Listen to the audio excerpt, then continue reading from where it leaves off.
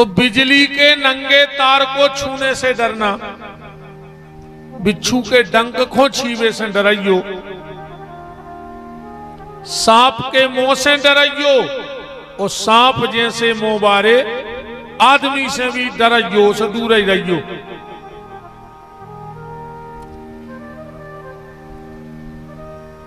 तो पानी से ये गुण सीखना। देखो हम एक बात और बहुत कड़वी बोले, कोई भी जाति नीच नहीं होती, उसके कर्म नीच होते हैं। कोई भी जाति नीच नहीं होती, पर हर जात में दो चार नीच जरूर रहते हैं, जाबल को गारंटी जाननी। कोई भी जाति नीच नहीं होती, पर हर जाति में दो चार नीच जरूर रहते हैं। आदमी से नहीं, आदमी के कर्मों से नफरत करो। तो पानी के पास सब कुछ है, छुआछूत नहीं है। पृथ्वी के पास सब कुछ है, बस एक चीज नहीं है, का पृथ्वी के लगा अहंकार नहीं है, घमंड नहीं है पृथ्वी को। अरबों खरबों कुंटल सोनो दबो है पृथ्वी में, खजाने गड़े हैं, पर पृथ्वी को घमंड नहीं है। और इतने कहूं, सोने की चेन पहन ली 2-3 तोला की, तो आदमी कहूं जा सो कॉलर के ऊपर निकाल के डारत है कि सब देख लेते कि हम चेन पहने हैं। सोने की चेन अगर गले में गिर गई तो आदमी की चाल बदल जाती। अच्छा एक और ध्यान दियो, जे के गले में जितनी मोटी चेन वो उतना ही बेचैन। हाँ, जिसके गले में जितनी मोटी चेन वो उतना ही बेचैन। एक बात और समझना, गले में अगर सोने की चेन रहेगी तो चोर की नजर होगी, होगी कि नहीं होगी? गले में अगर सोने की चेन रहेगी तो चोर की नजर होगी, और गले में अगर तुलसी की माला रहेगी तो फिर माखन चोर की नजर रहेगी तुम्हारे ऊपर। अब फैसला तुम्हें करना है कि तुम्हारी ऊपर चोर की नजर रहे कि माखन चोर की नजर रहे। किसी चीज का कोई घमंड मत करना। अब अपन ने कोरोना में देख लो, नहीं देखो, जौन 50-50 हजार को सूट पहनते, उनको 50 रुपया की अलवान नहीं मिली, आखिरी में उड़ावे, झिल्ली में लपेट के फेंक दे गए, नहीं फेंक दे गए। का चीज को घमंड करो, हमें जा बताओ। अरे एक पानी का बुदबुदा है ये जिंदगी, न जाने कब खत्म हो जाए। और अगर ये भय अपन को बनो रहे, दो चीजों हो कबू ने भूल गयो जिंदगी में, तुम कबू नुकसान में जा ही नहीं सकत, तुमसे कोई को गलत हो ही नहीं सकत। बस दो चीजें ने भूल गयो, कौन सी? कि दो बातों को भूल मत, जो चाहे कल्याण, नारायण एक मौत को, दूजे श्री भगवान।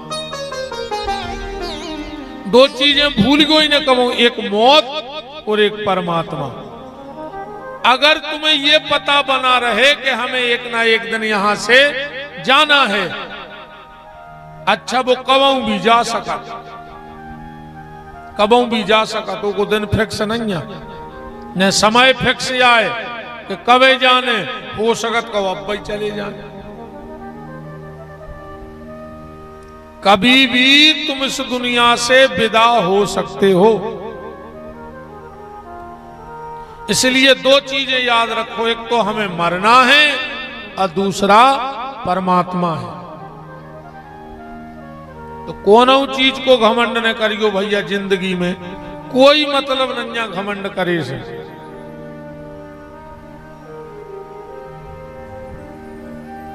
तो पानी के पास सब कुछ है, छुआछूत नहीं, पृथ्वी के लगा सब कछु है, पर अहंकार नहीं। आसमान के पास सब कछु है, बस एक चीज नहीं का, आसमान के पास सब कुछ है पर क्या पिलर नहीं लगो के लगो है। तुम उन्होंने देखो कहूं खम्मा पे सदो हो, ये 10-20 तापे लगावे 150 पाइप ठोकने पड़े, और उन्हें इतनो बड़ो आसमान सदा दो और कहूं एक पिलर नहीं लगाओ। तो आसमान से जीवन में ये शिक्षा लेना, ये शिक्षा लेना कि जो आसमान परमात्मा के सहारे चल रहा है, तो हमारे जीवन की नैया भी परमात्मा के सहारे ही चलेगी। वही इस जीवन नैया को हमारी पार लगाएगा, कि परमात्मा के ही सहारे हो। क्योंकि दुनिया का कोई सहारा अंत समय में तुम्हारा साथ नहीं देगा। आखिरी में तो भगवान ही संग दे हैं बस। अब वो तुम ऐसो भी समझ सकत हो, जब अपने घर में शादी होते तो जितनी भीड़ पंगत में रहते, उतनी का बारात में बचत है नहीं बचत। अच्छा, जितनी भीड़ बारात में रहते, उतनी का जयमाला में बचत है नहीं बचत। जितनी भीड़ जयमाला में रहते, उतनी का चढ़ाव चढ़वे में बचत नहीं बचत। और जितनी भीड़ चढ़ाव चढ़वे में रहते, उतनी का विदा में बचत नहीं बचत। विदाई में लड़का अकेला खड़ा होगा और लड़की अकेली खड़ी होगी। यही बात अपने दिमाग में डाल ले भैया, कि जब इते की विदाई में कोई संगे खड़ो नहीं भाव, और जोंदना इते से विदाई हुज्जे ओदना को खड़ो हुज्जे तुम्हारे संगे। कोई परिवार वाला साथ नहीं जाएगा। एक जगह एक पंडित जी ऐसा ही प्रवचन कर रहे थे। एक लड़का खड़ो होगा, बोले गुरुजी तुम्हारों की जो बातें आए, अगर अब भाई हमारे घर को पता लग जाए कि हमें कछु होगा तो हमारे आधे घर के मार जाए। बाबा जी बोले काय को लगे हो? बोले नहीं नहीं गुरुजी, हमारे मताई बाप तो रह ही नहीं सकत, और घरवारी तो सुने और पागल हो जाए, भज्जा मार जाए। बाबा जी बोले तो तुम एक काम करो, हम तुम्हें क्रिया सिखा रहे हैं, 1 घंटा के लाने तुम सांस साध जे हो, और कल देख लियो कि कोकत तो तुम्हें चाहत है। बाबा जी ने वह क्रिया सिखा दी। बाबा जी बोले कि तुम ठीक 9 बजे सांस साध जाइयो, 10 बजे हम आ जाए। चेला बोलो मनो ऐसो करियो कि आई जज्जो, न तुम आओ ने जो नो घर के हमें जिंदाई में धार देवे।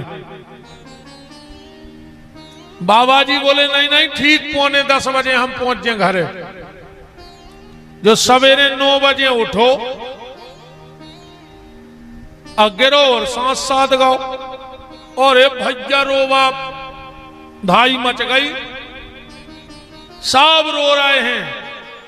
और एक घरवारी अलग, बहुदत्ता अलग, भज्जा और रिश्तेदार अलग, जो डरो डरो देख रहा हो कि देखो बाबा कह रहा हो तो कोई फर्क नहीं पा रहे, और हमारे घर के भाई जा रहा है पागल। 9:45 बजे बाबा जी आ गए। अभी तो पूरे घर के रो ही रहे थे। बाबा जी पहुंचे, उसकी पत्नी के जाके बोले कि काय बारे, बोले गुरुजी लुट गए, बर्बाद हो गए, तो अब भाई मर जाए बिना हम रह ही नहीं सकत। बाबा जी बोले तो हम एक दवाई जाना था, तुम चाहो तो तुम्हारी जिंदगी हम घर बारे को दे दे, मनो तुम मर जाओ। ये बात तो महंगाई कहने लगी, मनो अब राई राई से बाल बच्चों को काम बच्चे। बाबा जी सर के से डुकरा बैठो तो बोले दादा कहो तो तुम्हारी जिंदगी हम मोड़ा खोदाएं दे रहा है। दादा कहने लगे फिर डुकर गया कौन के सहारे रे, डुकर गया से कही कि तुम दे दे अपनी जिंदगी। कहने लगी फिर डुकरा को पानी को दे। अब वो परो परो सुन रहा तो करे बाबा तो सही कह रहा हो। तो कहने का मतलब ये है कि आखिरी में कोई साथ नहीं देगा। जीते जी सारे रिश्ते हैं, सारे नाते हैं। अच्छा सही बताओ, जब कोऊ के घरे कोऊ मरा थे, वो मरे मराए पे चढ़ चढ़ बैठा, 6 आदमी तानत को, 6 आदमी तानत हैं। ऐसो लगाते घर के 10-12 मर जे संग नहीं लगे। आधा घंटा बाद मरघटा में दाव लूघरा, अब कई बरभान को का करने, इलाहाबाद को ये है काय, अब भाई तो मरे जा रहे थे, अब सब भूल गए, दिखाने लगो इलाहाबाद और बनारस दुनिया के। ये संसार तभी तक प्रेम करता है जब तक परमात्मा इस आत्मा में वास कर रहा है। और जिस दिन परमात्मा ने शरीर का त्याग कर दिया, उस दिन ये घर वाले भी आग के हवाले कर देंगे, ये छोड़ने वाले नहीं है। तो आसमान से ये गुण लो, रहो संसार में, न जग छोड़ो न हरि भूलो, करो कर्म जिंदगानी में, ओ दुनिया में रहो ऐसे जैसे कमल रहता है पानी में। संसार छोड़वे की जरूरत नहीं है, कहां जे हो संसार छोड़ के, रहना तो यही पड़ेगा इसी संसार में। पर संसार के कार्य करते करते उस परमात्मा को मत भूल जाओ, उस ईश्वर की याद करे रहो, उसको मत भूल जाओ। ईश्वर को मत भूलो, रहो संसार में पर याद। पहले तुम उन्होंने देखो, ये पहले जो माता जी हरे पानी भरवे जाती, पहले कुआ से पानी भरो जातो, 1 गुंडी 2 गुंडी 3 धरे, और 2 हाथ नीचे करें और बतिया चली आती। अब तो आजकल सरकार ने कुआ बंद करवा दे, कैसे जी माताएं धमकी देती कि अगर हमें माए के नहीं जान दो, हम कुआ में कूद के मार जाए। सरकार ने पूरे कुआ पुरवा दे, नल लगवा दे। अब को नहीं कहत कि हमें माए के नहीं जान दे तो हम नल की टोटी में पड़ के मार जाए, है ना। तो जैसे वो माताएं पानी भरने जाती थीं और दोनों हाथ नीचे रहते थे पर मन मटके पे रहता था, ऐसे ही तुम भी संसार में रहो पर इस मन रूपी को, मनमोहन रूपी मटके से जोड़े रखो मन को, भगवान से जोड़े रहो अपने मन को। आकाश से ये शिक्षा लेना कि हमारे सहारे तो भगवान हैं, उनके अलावा अपना कोई नहीं है।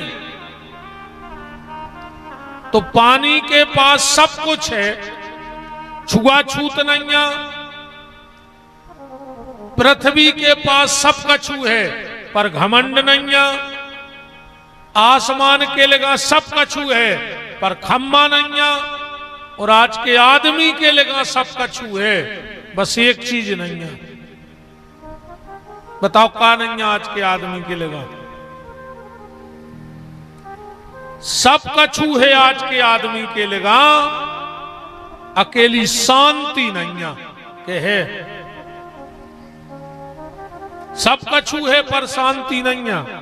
अच्छा, हर आदमी शांति को भटक रहा हो। तुम्हारे भी तो कथा में ही हुआ है कि हमें शांति मिल जाए, नहीं आए।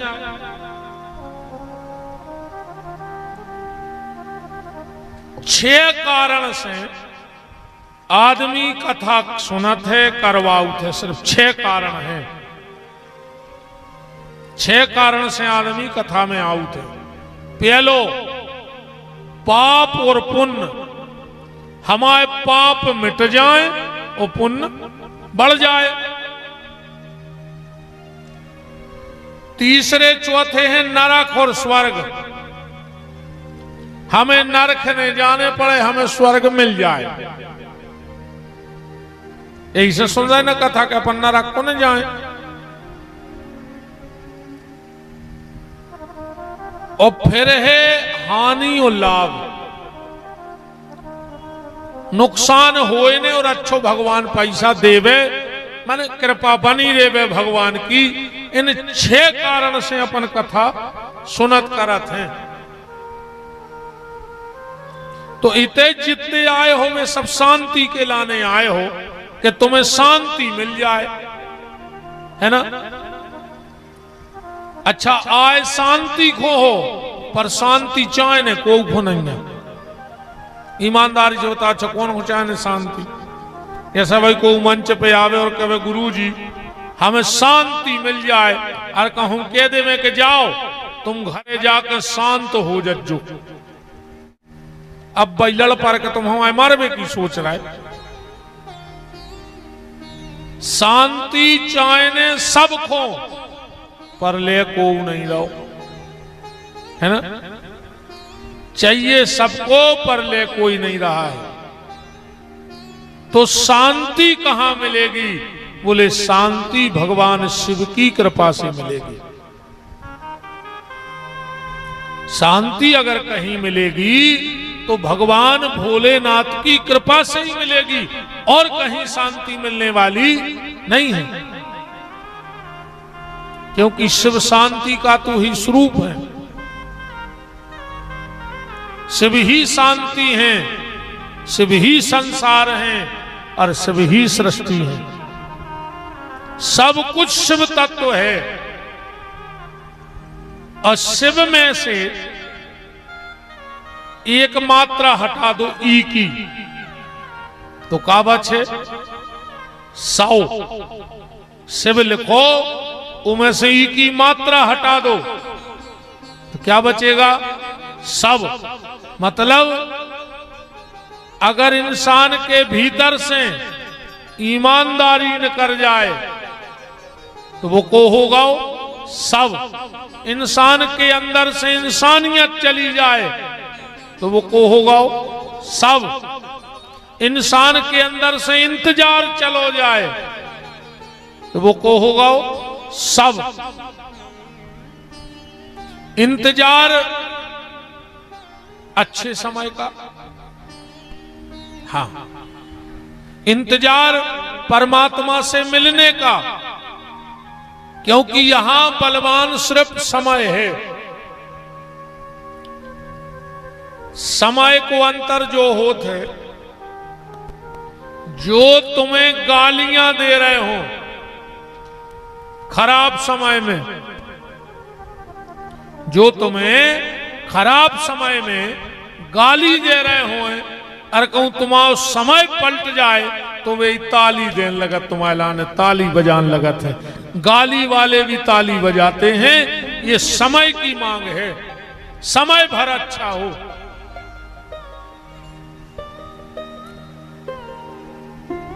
ये तो कोऊ के संग कोऊ नहीं है, या भी बिल्कुल 100% बात लिख लियो।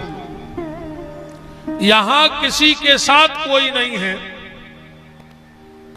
तो भीड़ काय की आए, समय की।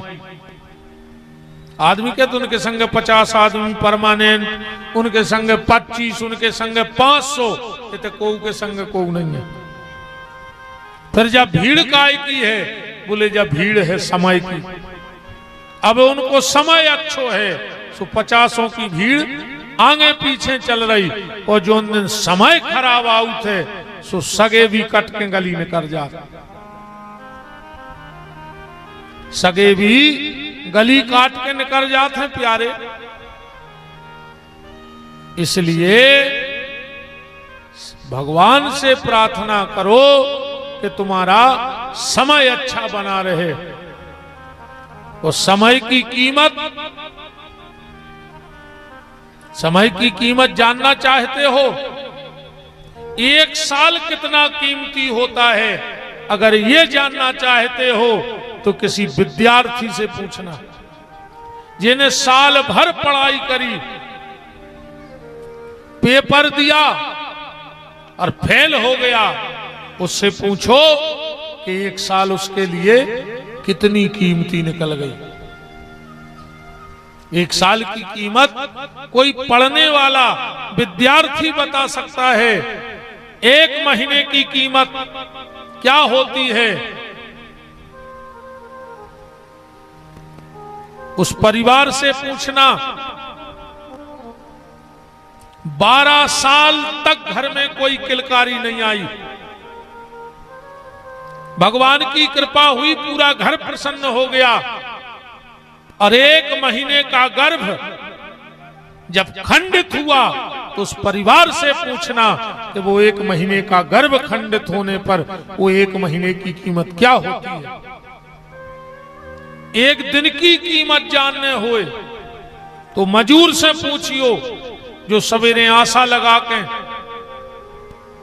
मजूरी खुंगाओ और दिन भर उन्हें अपनो पसीना बहाओ कि शाम को जो मजूरी मिले है, मोड़ी मोड़ा बैठ के प्रेम से रोटी खे हैं। पर शाम को मालक ने कह दी के हिसाब कल हुई है। अब उसे पूछो जे के घरे आटा दाल नमक नहीं है और तुमने कह दिया कि हिसाब कल होगा। अब वो कितनो खास दिन करेगा कि वो कहूं और मजूरी कर ले तो दिन भर की कीमत वो मजूर बता सकता है। 1 सेकंड की भी कीमत है। 1 सेकंड जीवन में कितने मायने रखता है, ये कभी उससे पूछना जो दौड़ में भाग लेता है। दोनों एक साथ क्रीज पर लाइन पर पहुंचे, अरे को विश्वास होगा कि हम तो जीत ही गए, जो न पीछे वाले ने उचट के पालो छीलाओ। अब 1 सेकंड के लाने रह गाओ, अगर वो 1 सेकंड और आगे बढ़ गया हो तो विजेता वो हो। तो 1 सेकंड की भी कीमत है जीवन में, और हमारा तो इतना कीमती जीवन ही निकल गया। कई आदमी कहते महाराज हम तो अपनो टेम काट रहे, अरे राम राम राम राम, इतने टेम कम पर रहो और तुम टेम काट रहे। कई आदमी टेम काटत हैं। एक ट्रेन में ऊपर की बर्थ पे 2 आदमी बैठे थे। एक ने कही तुम कहां के आओ, कहने लगे सागर के। वो कहने लगे वार उताई के तो हम यहाँ। कहने लगे तुम कौन मोहल्ला में रहते? बोले मड़िया विठल नगर में। अरे बोले उताई तो हम रे। बोले तुम्हारा घर कहाँ है? बोले पहली कुलिया में। अरे बोले उताई तो हम आओ है। बोले तुम्हारा मकान नंबर का है? बोले 20। बोले बोई तो हम आओ है। सुनिए एक दादा बैठ तो हूँ, गुस्सा आ गई कि ये कई सागर के, ये कई मोहल्ला के, ये कई घर में रह। दादा बोले यार तुम्हारे कर क्या आ रहा है? कहने लगे हम तना टेम या काट रहे, हमारे बाप बेटा यहाँ आदमी ऐसो भी टेम काट रहे, जबकि यहां एक एक पल बहुत कीमती है प्यारे। जो पल चला गया है वो लौट करके नहीं आएगा। नारी की छाया तुलसी पे पड़ जाएगी तो माता तुलसी सूख जाएंगी। और इसका एक प्रभाव है आज भी, अगर पापड़ बन रहे हों और रजस्वला नारी वहां पहुंच जाए तो उन पापड़ का कलर लाल पड़ जाता है। आज भी कलयुग में ये प्रमाण है, वो पापड़ का कलर लाल हो जाता है। तो घर में तुलसी का सूखना अच्छी बात नहीं है। और बार बार अगर तुलसी लगा रहे हो और तुलसी सूख रही है तो एक काम जरूर कर लियो। क्या काम? 11 दिन या 21 दिन तक जो गैया दूध देती हो, एक रोटी पे थोड़ा सा गुड़ और चना रख के गैया को खिला देना रोज, जो दूध देने वाली गाय हो। और हाथ जोड़ के उस गैया से कहना कि हमारे घर की तुलसी सूखना बंद कर दो, तो तुम्हारे घर में तुलसी सूखना बंद हो जाएगा। करके देख लेना। तो बात चल रही थी कि जब शिव महापुराण की कथा हो तो वहां केल का वृक्ष हो, और जहां भागवत और राम कथा हो वहां तुलसी का वृक्ष जरूर होना चाहिए। दूसरा नियम, शिव महापुराण का भंडारा जरूर होना चाहिए। अब भंडारे में पहला भोजन किसको कराना चाहिए? भंडारे में शिव महापुराण का पहला भोजन 2 बटकों को कराना चाहिए। बटुक ब्राह्मण माने जिनका ब्याह ना हुआ हो, ऐसे 2 बटुक ब्राह्मण पहले भोजन करें। अब भोजन में उनको क्या कराना चाहिए? लिखा है पुराण में कि गैया के दूध में खीर बना के शहद डाल करके, और अगर 2 बटुक ब्राह्मणों को भोजन करा दिया जाए तो जो भी अपराध हमसे कथा के दौरान होते हैं वो भगवान शंकर सारे अपराध माफ कर देते हैं। शिव महापुराण की कथा में तीसरा, शिव जी की कथा सुनो, शिव जी के मंदिर जाओ, कभी रुद्री बनाओ, शिव अभिषेक करो, तो सिर पे कपड़ा नहीं डालना चाहिए। कबों भी शंकर जी के मंदिर सिर पे तौलिया बांध के नहीं जाइयो। शिव महापुराण की कथा सिर पे कपड़ा डाल के नहीं सुनियो। पर जो नियम आया अकेले पुरुष वर्ग को, माताओं को नहीं ना कल से बिल्कुल मोहल्ला के कहें अच्छी कथा भाई दे ने कहें क्या अच्छी कथा करवाई भजन महाराज तुमने, वे तो ऊंचा ही नहीं ढाका तुमो। बताओ, सुहागन नारी ध्यान से सुन लेना, 4 जगह खाली सिर मत जाना। सुहागन माताएं 4 जगह खाली सिर ना जाए, भूल के कबू जिंदगी में। पहलो, जहां मरग मौत भई होए, चाहे बिटिया मायके में कायने जा रही होए, पर अगर जाए तो सिर पे कपड़ा डाल के जाए, वरना वो के पति को जीवन में बहुत कष्ट भोगने पड़ते। अब ध्यान रखिए इन बातों को।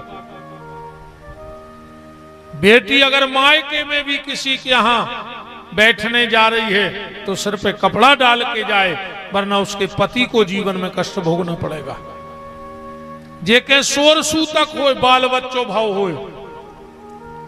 अगर बिटिया मायके में हो और अगर उनके घरे जा रही है तो सिर पे कपड़ा डाल के जाए, वरना की संतान जीवन में परेशान रहे।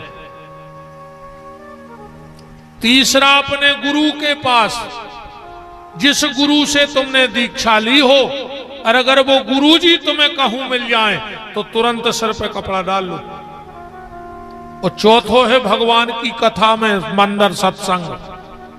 सुहागन नारी मायके में भी अगर मंदिर जल चढ़ावे जा रही तो सिर पे चुनरिया डाल के जाए, कथा में बैठी तो सिर पे कपड़ा डाल के बैठे। अब इतने में गड़ रहा हो तो इतने ही में डाल ले।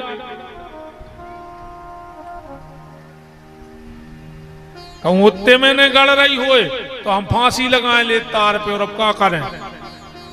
अभी इससे ज्यादा खराब का कहें और हम हैं? बताओ। हमारे बहुत स्नेही, परम सम्माननीय और बड़े अच्छे रसिक कथा के प्रवक्ता आचार्य राम स्वरूप जी हल्लू भैया उपस्थित हैं। उनका बहुत बहुत मान है। यहाँ विराजो, व्यासों की जगह ये है। आइए आइए।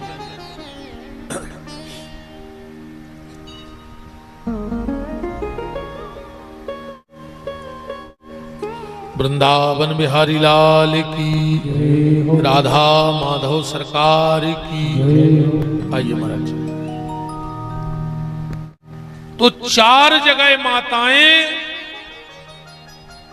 सिर पे कपड़ा डाल के जाएं, पर पुरुष वर्ग जब शिव के मंदिर पे जाए तो सिर पे कपड़ा न डाले। जो शिव जी की आराधना सिर पे कपड़ा डाल के करते हैं, उनकी संतान उनके कुल को कलंक लगाने वाली हो जाती है। ऐसा शिव महापुराण के अध्याय नंबर 6 के श्लोक नंबर 43 में लिखा है कि जो पुरुष सिर पे कपड़ा डालकर शिवाराधना करेगा, उसकी संतान उसके कुल में कलंक लगाने वाली हो जाएगी। चौथा नियम शिव महापुराण का ये है,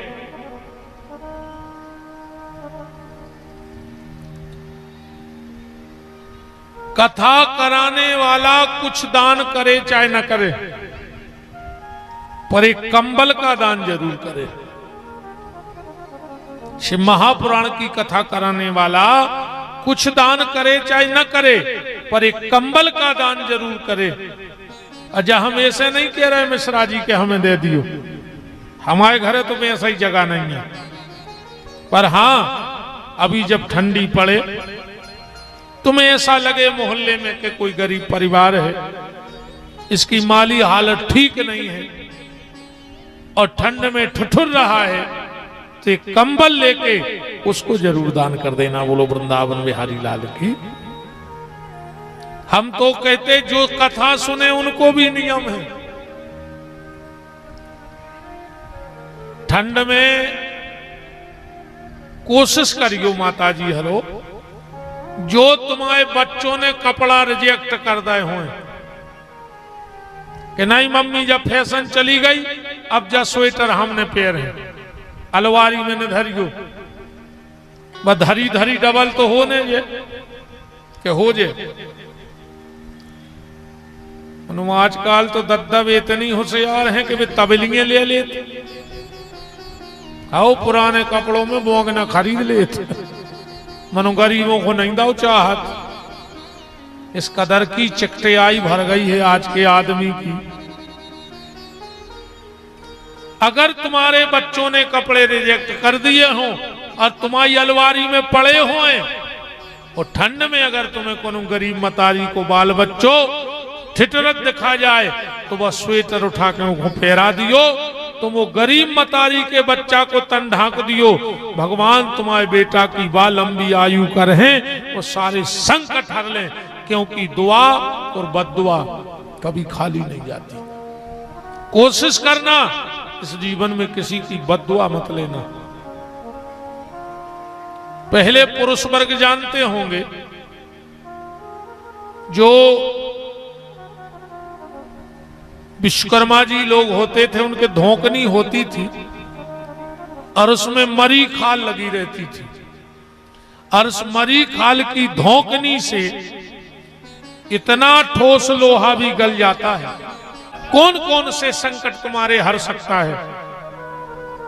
सांगाय, सपारिवाराय, सायुधाय, सशक्तिकाय, आयु करता, क्षेम करता, शांति करता, तुष्टि करता, पुष्टि करता, बरदो भव। इतने संकटों को दूर कर सकते हैं वरुण देव। तो इसका करना क्या है? इस कलश को घर ले जाना, ध्यान से सुनना। पराजय ने ले जज्जो, जब हवन हो जाए के बाद उठो न रात में जजमान को तक न मिले कल। अब तो पाप लग जे दिवालो लगो, ध्यान रखियो। जैसे ही हवन हो जाए और किसी को ये शिव महापुराण भागवत का कलश मिल जाए तो समझना तुम पे पूरी कृपा भोलेनाथ की हो गई। इसको घर ले जाना, बहुत ध्यान से सुनना हमारी बात। इसका नारियल अपने पूजा में रखना, जो नारियल ऊपर रखा है। इसमें जो आम का पत्ता डला है वो निकालना, और उस पत्ते से इसका जल पूरे घर में सींचना।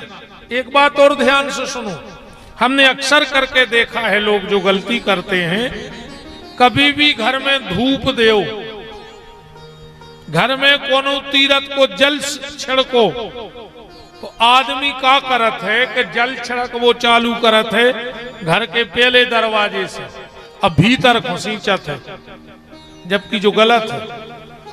जब भी कोई तीर्थ का जल, कोई साधु संत के चरणों का चरणामृत आप अपने घर में सिंचित करो तो भीतर से बाहर की तरफ सींचो, क्योंकि घर में जो अलाय बलाय हुई है सो तुमने वो जल पहले ही दरवाजे पे सींच दो। अब्बा जगह गली तो तुमने बंद कर दी, अब्बा अलाय बलाय निकर है कहां से घर संजा बताओ। इसलिए भीतर के कमरे से सींचना चालू करो और आखिरी में बाहर के दरवाजे पे सींच दो, पूरा घर शुद्ध हो जाएगा। कभी कोई धूप दीप भी दिखाओ तो भीतर से बाहर की तरफ धूप दीप लाओ, अपन बाहर से भीतर की तरफ करत है। तो पूरे घर में इस जल को सींचना, जो इसमें धागा बंधा है ना वो निकाल लेना, और आम के पत्ते का बंधन बारा बांध के अपने प्रमुख घर के दरवाजे पे बांध देना। अब इसमें जो मेन चीज है वो सुन लो ध्यान से। जब आप जो घोरा निकार हो आम को, तो एक एक पत्ता तोड़ के बने हो बंधन बारो, फिर इनमें एक लकड़िया रह जाए डंठल, तो जब सब पत्ता लग हो जाए तो लकड़िया बच। घर का जो मुखिया होवे वो अपने दाहिने हाथ की कनिष्ठा इस उंगली को 2 अंगुल नाप लेवे,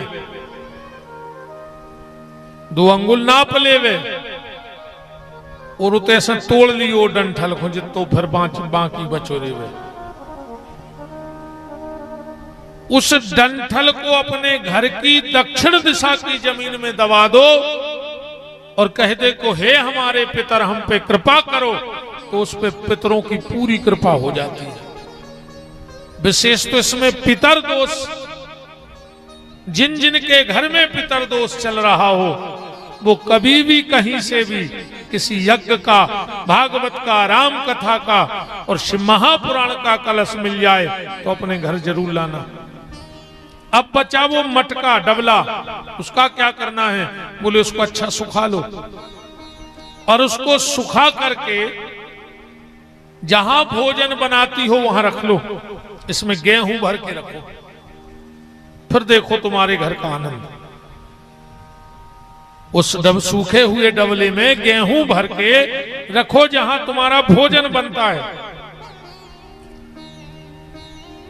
महीने में, 2 महीने में, 4 महीने में जब तुम्हारे घर में फिर पूजा होवे, कभी सत्यनारायण की कथा हो, कोई अनुष्ठान हो, तो वो गेहूं निकाल के अच्छा हो तो गैया को खिला देना, अच्छा ना हो तो जल में बहा देना और उसी कलश को फिर से पूजा में रख लेना। धीरे धीरे वो कलश तुम्हारा सिद्ध हो जाएगा। और अगर कलश सिद्ध हो गया तो द्रौपदी की बटलोई बन जाएगा। ध्यान से सुन लेना। दुर्वासा ऋषि दुर्योधन के यहां पधारे और जब दुर्योधन ने तो बड़ा स्वागत किया क्योंकि राजा था, तो दुर्वासा ने कहा दुर्योधन हम तुमसे बड़े प्रसन्न हैं, वरदान मांगो। दुर्योधन बोलो कि महाराज एक ही वरदान दे दो। बोले का? बोले हमारा एक भैया है छोटो दुष्ट, जंगल में रहे थे, तुम वो के घर को आतिथ्य स्वीकार करो। दुर्योधन ने सोची जब दुर्वासा जी हैं वो के नहीं खुद को खावे, और इनके संग कई हजार चेला बाबा हैं, जब जे भोजन न करा पे तो दुर्वासा श्राप दे दे। दुर्वासा ने कहा ठीक है हम जाएंगे। पहुंच गए,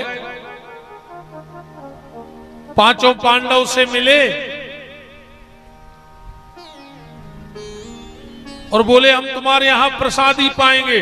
पांडव ने सोची द्रौपदी के तो अक्षय पात्र है, हजारों लाखों खा लें, दिक्कत का है। बोले ठीक है महाराज तुम उन्हें स्नान करो, हम भोजन तैयार करवा रहे। वहां गए, द्रौपदी ने भोजन कर लिया था।